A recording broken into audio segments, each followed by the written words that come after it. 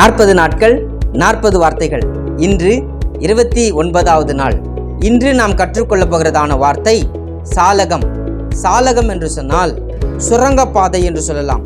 ஒரு இடத்திலிருந்து இன்னொரு இடத்திற்கு தண்ணீர் வருவதற்கு அமைக்கப்பட்டதான ஒரு சுரங்கப்பாதை. நம்முடைய வேதாகமத்திலே இந்த வார்த்தை வெவ்வேறு இடங்களிலே பயன்படுத்தப்பட்டிருக்கிறது. இஸ்ரவேல் தேசத்திலே மாரி காலத்திலே அதிகமாக மழை பெய்யும், கோடை காலத்திலே மழை பெய்யாது.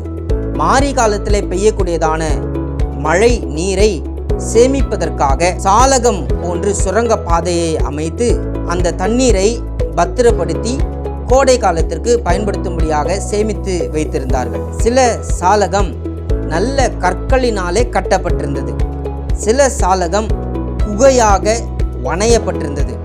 தேவனுடைய பிள்ளைகளே, நம்முடைய வேதாகமத்தில் 2 ராஜாக்கள் 20ஆம் அதிகாரம் 20வது வசனம், 2 நாளாகமும் 32ஆம் அதிகாரம் 30ஆம் வசனத்தில் இந்த சாலகம் கட்டப்பட்டதற்கான குறிப்புகளை குறித்து நாம் தெளிவாக வாசிக்க முடியும்.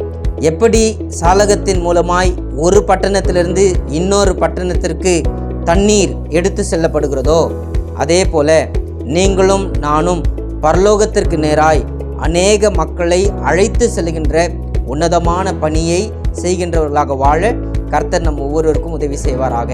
ஆமென்.